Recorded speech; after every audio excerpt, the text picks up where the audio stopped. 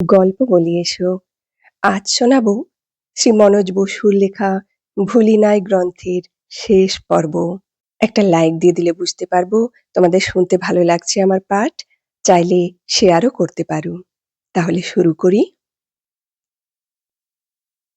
মল্লিকার জ্বর, লেপের নিচে একরকম বেহুঁশ হয়েছিল। ধড়মড়িয়ে উঠে বসলো। ঘরে ঢুকে চমকে উঠি। ঠান্ডার ভয়ে দরজা জানালা বন্ধ। মিটমিটে প্রদীপ, ভাঙাচোরা দেয়ালের ফাঁক থেকে ঝাঁকে ঝাঁকে আরশোলা উঠছে। বিশীর্ণ ভয়াবহ মুখ মল্লিকার। জ্যোৎস্না পরিপ্লাবিত দীর্ঘ পথ অতিক্রম করে যেন কালো গহ্বরের মধ্যে ঢুকে পড়েছি। হাত বাড়িয়ে দিলাম মল্লিকার দিকে। জীবন এসে কি মৃত্যুকে আদর করে ডাকলো? কেমন আছো? ভালো, খুব ভালো। এই কদিন একটু জ্বর হয়েছে। কদিন না, বছর বলো। হোকগে, ম্যালেরিয়া জ্বর ওই রকম ভোগায়। মল্লিকা উঠতে গিয়ে মাথা ঘুরে বসে পড়ে।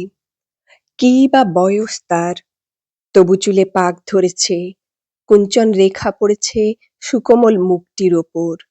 সেই ছিপছিপে হাসি মুখ মেয়েটি, চোখে মুখে চঞ্চলতা। এখন কথা বলে কত আস্তে, হাঁটতে পারে না, কষ্ট হয়। বলল, মোড়ল দাদু একা একা কি যে করছে, আগে একটা খবর দিলে না, বেশ লোক। বললাম, বড্ড মনে প্রাণে চেয়েছিলে কিনা, তাই হঠাৎ ছেড়ে দিল। চিঠিখানা পেয়ে অবধি এমন হয়েছিল মল্লিকা, আর খবর দেবার দেরি হইল না, ছুটে এসেছি। এত দয়া, এমন শত্রুতা আর কার আছে বলো? বলে মল্লিকা প্রগল্ভ হাসি হাসল। যদু দেখা দিল। কুলোয় করে চিড়ে, পাটালি আর জামবাটি ভরা দুধ এনেছে। সে থমকে দাঁড়ায়। রক্তের দাগ কেন? মল্লিকা বলে, দেখি, এদিকে ফেরো তো। হেসে উড়িয়ে দিই। দেখবার কি আছে, কাঁটায় ছড়ে গেছে, গরম জামায় চুপসে গিয়ে ওই রকম দেখাচ্ছে। আহা, তাহলে আগে একটু আয়োডিন। হুম, সকলের আগে এইটি। যদুর হাত থেকে একরকম কেড়ে নিয়েই খেতে বসলাম। তারপর ইচ্ছে করে অন্য প্রসঙ্গে চলে যাই। আচ্ছা, আমি যখন ডাকছি গলা শুনে কি ভাবলে মল্লিকা? মল্লিকা বলে, অনভ্যাস হয়ে গেছে, ঠিক ধরতে পারিনি। ভয় হলো চোর টোর বুঝি। চোর এসে হাঁকাহাঁকি করে গেরস্ত জাগাচ্ছে, বুদ্ধি আছে দেখছি। হেসে উঠলাম। তারপর বলি, চোর না হই, দাগী তো বটে। বাড়ি এলাম, কিন্তু কতদিন যে থাকবো। মল্লিকা গম্ভীর হয়ে গেল। যদি বলি যেতে দেব না, আর বাড়ি থেকে বেরুতেই দেব না। এমন তো বলনি কোনোদিন। মল্লিকা বলে, তখন ছেলে মানুষ ছিলাম, একটা কথাও কি গুছিয়ে বলতে পারতাম ছাই? সত্যি, আমি ঠিক করেছি তোমাকে আর বাইরে বাইরে থাকতে দেওয়া হবে না, তবে ঘরেই থাকবো। হ্যাঁ, নূতন ভাবনা আজ মনে মনে। ঘরে থাকা এখন কাজ আমাদের। কার্তিক কামার, ইরফান ঘরামি, বুধো শেখ, আমাদের ওই অমূল্য, চৈতন মোড়ল, কেউ বাদ নেই। সকলকে নিয়ে আমাদের ঘর। খাওয়া শেষ হলো। হাত ধুয়ে হাসতে হাসতে খাটের উপর এসে বসি। মল্লিকা ঠিক বিশ্বাস করেনি। সত্যি বলছো, গ্রামে থাকবে? তাহলে তোমার দেশের কাজ। কিন্তু এই গ্রামও কি দেশ নয়? এরা সকলে, তুমি, কে দেশের মানুষ নও বলো? মল্লিকা সহজভাবে নিল কথাটাকে। বলে, তা সত্যি। ধরো, তুমি তো জীবনটা একরকম এই পথেই দিলে। আরো মানুষ রয়েছে, তারা যাক না। ঠিক কথা, তবে যায় না যে। হয়তো ভাবে মিছে আত্মবলি দেওয়া, এ জাতের কি কিছু হবে? কদিন থাকো, দেখবে অবস্থা। দেশের ছেলে মেয়ে এতকাল এত দুঃখ স্বীকার করে কত কি করতে চেয়েছিল, সব চুরমার হয়ে গেছে। মল্লিকার গলা ভারী হয়ে এলো। সে আর একদিকে মুখ ফেরালো। আমিও সহসা জবাব দিতে পারিনে। শেষে বললাম, পথের বাধা তো আসবেই মল্লিকা। বাধা শক্ত হচ্ছে, তাতেই তো মনে হয় সূর্য উঠল বলে। যোগী ঋষিরা সব সাধনা করেন, শেষ রাত্রেই ডাকিনীর উপদ্রবটা বেশি হয়। গল্প শোনোনি? মল্লিকার দিকে ব্যথা ভরা দৃষ্টিতে চেয়ে আছি। আবার বলি, মল্লিকা, তোমার শাঁখা সম্বল, রোগা দেহ, আমিও বুড়ো হয়ে যাচ্ছি। সংসারের উপান্তে এসে দাঁড়িয়েছি। শ্মশানের উপর এবার ঘর বাঁধা হলো না, কিন্তু ফুল ফুটবে, এ অবশ্যম্ভাবী। আমাদের এত কষ্ট বিফলে যাবে না। সকাল না হতে দরজায় জোরে জোরে ধাক্কা পড়তে লাগলো। যদু খিল খুলে দেখল মানি, অমূল্য, চৈতন্য মোড়ল এবং আরো ২-৩ জন এসেছে।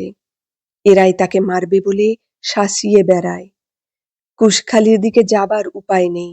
জামাইয়ের সঙ্গে সঙ্গে মেয়ে পর্যন্ত পর হয়ে গেছে।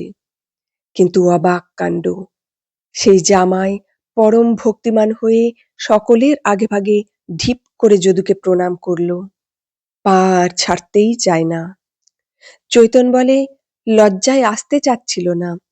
আমি বলি, ভয় রায়কর্তার ছেলেকে নিয়ে তো নয়, এর মধ্যে শিকদার ঢুকে পড়েছে। আস্ত কলি ঠাকুর, ডাহা মিথ্যের উপর চুনকাম করে। এবারে এমন জুত পেয়ে গেছে, শুধু অমূল্য কি, পাড়াটা শুদ্ধ চষে ফেলবে। যদু উদ্বিগ্ন হয়ে বলে, কি করেছে অমূল্য? খুড়োমশাই বলেননি কিছু? মানি কেঁদেই ফেলল। বুঝলে চৈতনদা, এও ওই শিকদারের বুদ্ধি। বাবার কানে গেলে একটা খাতির উপরোধের ব্যাপার হবে, একদম তাই চেপে গিয়েছেন। বেরিয়ে গেছেন নাকি? যদু বলে, চেঁচাস নে, ওরা ঘুমুচ্ছে ওই ঘরে।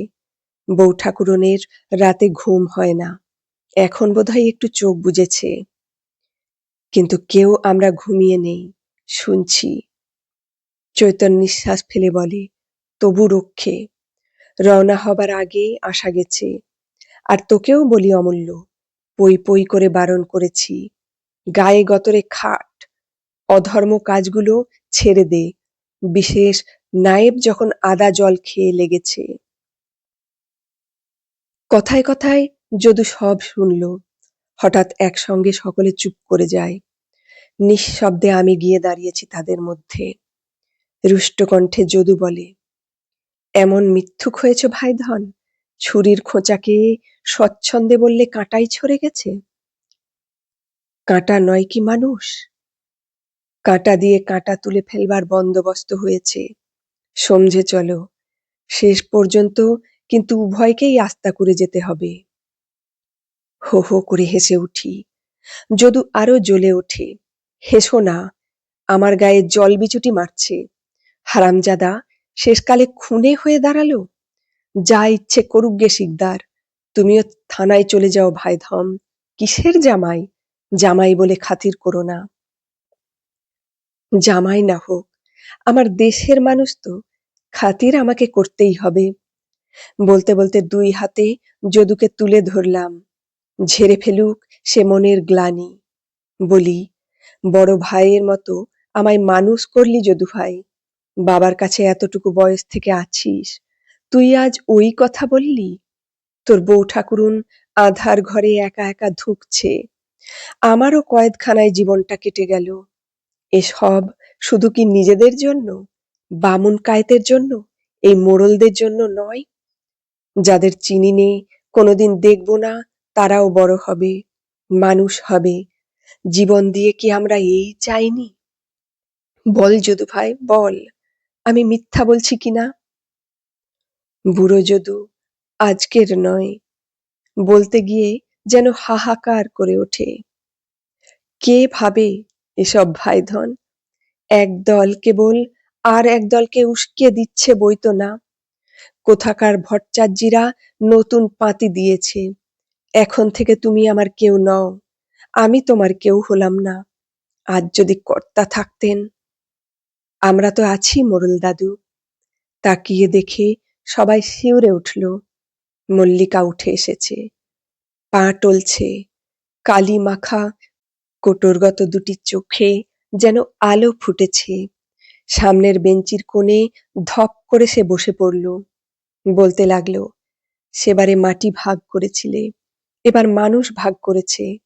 সেবার সহ্য করিনি, এবারেও করব না। বসো তোমরা, মিষ্টি মুখ করে যেতে হবে। নিমু ময়রার দোকানে একটিবার যেতে পারবে মোড়ল দাদু? খানিক পরে আবার মল্লিকা বেরিয়ে এলো, হাতে হলদে সুতো। বলে, আমার শ্বশুর এসব তুলে রেখে গিয়েছিলেন। এসো তোমরা, পড়তে হবে। তুমি এসো, তুমি, তুমি। অমূল্য কেবল মুখ ভারী করে থাকে। বলে, আমার হাতখানা মুচড়ে একেবারে ভেঙে দিয়েছে, এই হাতে পরব রাখি? আমি বললাম, কি করি, শুধু হাতখানাই হাতের মাথায় পেলাম যে, মনের নাগাল পায়নে, নইলে মনটাই মুচড়ে ভেঙে দিতাম। মানুষের মন ছাপিয়ে বিষ উপচে পড়ছে আজ চারিদিকে। কাল রাত্রির প্রহর গুনছি, সামনে নির্মল প্রভাত। সমস্ত গ্লানি ঘুচে যাবে তখন। কুশখালীর চাষিদের মধ্যে আজকাল আমার খুব যাতায়াত, তাই নিয়ে নানা জনে নানা টিপ্পনি কাটে। দারোগা বলে, এবারে শায়েস্তা হয়ে এসেছেন শঙ্করবাবু, চুলে পাক ধরেছে কিনা, আর কতদিন? তা ভালো, পথটা নির্ঝঞ্ঝাট। রাজ্যেশ্বর নামে গ্রামে এক তালুকদার আছেন, সম্পর্কে তিনি আমার খুড়ো। হঠাৎ কেন জানি না বড় সদয় হলেন আমার উপর। একদিন তিনি ডেকে বললেন, কলকাতায় গিয়ে একটা কিছু বাগিয়ে বসো দেখি বাবা জীবন, তবে বলবো বাহাদুর। সাহেবদের বলো, একটা ভালো চাকরি দিন স্যার, নইলে আবার ডবল করে স্বদেশীতে লেগে যাব। এতখানি বয়স ধরে দেখছি কত লোক গুছিয়ে নিল, এই সব করে তুমিই বা কেন ছাড়বে? আর ওই নায়েব মন্মথ সিকদার বলেন, চাষি পাড়ায় ঘুরে ঘুরে আমরা জমিদারের খাজনার তাগিদ দিই, কলাটা মূলোটা আদায় করি। আপনি যে অহরহ ঘুরছেন মশাই, আপনাদের ভারত মাতার স্বাধীনতাও আদায় হবে কি ওই পাড়া থেকে? হ্যাঁ ভাই, আসল ঘাঁটি ধরেছি। সত্যিকার স্বাধীনতাই আমরা আনব, গ্রামে শহরে সকলের মধ্যে। মিথ্যে ভয় থেকে স্বাধীনতা, অন্যায় অত্যাচারের বিরুদ্ধে মাথা তুলে দাঁড়াবার স্বাধীনতা, মানুষের মতো বেঁচে থাকবার স্বাধীনতা। রাজ্যেশ্বর কোম্পানিকে অ্যাসেম্বলিতে পাঠিয়ে ইংরেজদের বিপক্ষে কড়া কড়া বক্তৃতা করানো, আর তার আত্মীয় পরিজনদের জন্য ভালো ভালো কতকগুলো চাকরি বাগানোর স্বাধীনতা নয়। শোনো শোনো, আমার সেই স্বাধীন সুখী ধরিত্রী স্বপ্ন। মানুষে মানুষে বিরোধ নিঃশেষ হয়েছে, শোষক শোষিত হাত মিলিয়েছে, জনে জনের মুখে হাসি, চারিদিনের পঙ্গু উঠে বসেছে। ওই দেখো, প্রাণে তাদের আশার বিদ্যুৎ। গরু ও মানুষ ছিল প্রায় এক ধরনের, প্রহার পীড়নে মাথা তুলত না, নিঃশব্দে সয়ে যেত, অসহ্য হলে মুখ থুবড়ে পড়ত। জীবনের উন্মাদনা জেগেছে সেই সব মানুষের মধ্যে। মুখ তুলে উল্লাসে তারা ওই সূর্যবতী ধরনীর দিকে চাইছে। মল্লিকা তর্ক তোলে, এই ধরো আমাদের যদু, টাকার তো সে কামনা করে না, দরিদ্র জীবনই তার কাছে ভালো। ভালো তো অনেকেরই কাছে, দারিদ্র্যের গর্ব নিয়ে নিঃশব্দে মরতে পারে। মল্লিকা বলে, কিন্তু অমূল্যের পাশাপাশি তাকে দেখো, কত শান্তি মোড়ল দাদুর জীবনে। জীবন নয়, ওটা মৃত্যু। মৃত্যুর মতো শান্ত কি কিছু আছে? কিন্তু সবাই ভোগের প্রত্যাশী হলে জগতের হানাহানি কি বেড়ে যাবে না? না মল্লিকা, না। ধরনী কৃপণ নয়, অনন্ত তার সম্পদ। মানুষের প্রয়োজন মতো খাবার আছে, সকলের থাকবার জায়গাও আছে। নেই কেবল মানুষের লোভের জায়গা। যেন বাতাসে বাতাসে শোনা যাচ্ছে, দিন আসছে ওই, সব সমান, আলো হাওয়া পৃথিবীর বুকের রসে সিঞ্চিত শস্য সম্পদ, গোপন মণিকোঠায় রেখে দেওয়া কয়লা, ইস্পাত একলা কারো নয়। মেরে মেরে একের হাত চোস্ত হয়ে গেছে, আর একজনেরও মার না খেলে পিঠ উসখুস করে। এ অবিচারের শেষ হয়ে এলো। বিরোধ, অপ্রীতি দূর হয়ে যাবে, শান্তি আসবে, শ্রী ফিরবে। বিবাদের মধ্যে কত অন্যায় করেছি, রক্তপাত হয়েছে, আপন পর কত লোকের চোখের জল ঝরেছে। নূতন দিনে কারো এসব মনে থাকবে না। প্রভাতের আলোয় রাত্রির দুঃস্বপ্ন ভুলে যাব ভাই। এতক্ষণ শুনছিলে শ্রী মনোজ বসুর লেখা ভুলি নাই গ্রন্থের শেষ পর্ব। এরপরে আবার নতুন কিছু নিয়ে হাজির হব। তার সঙ্গে সঙ্গে চলবে আমি সুভাষ বলছি গ্রন্থের পর্বগুলোও। তাহলে শীঘ্রই আসছি অন্য একটি উপন্যাসের পাঠ নিয়ে। তৈরি থেকো তোমরা। যারা এখনো আমার চ্যানেলটি সাবস্ক্রাইব করনি তারা শুনতে চাইলে আমার চ্যানেলটি সাবস্ক্রাইব করে নাও আর পাশের বেল আইকনটিতে প্রেস করে রাখো, যাতে আমি নতুন ভিডিও আপলোড করলেই তোমাদের কাছে চলে যায় সেই নোটিফিকেশন। তাহলে সহজেই তোমরা দেখে নিতে পারবে আমি কি গল্প উপন্যাস শুরু করলাম। আজ আসি, ভালো থেকো সবাই।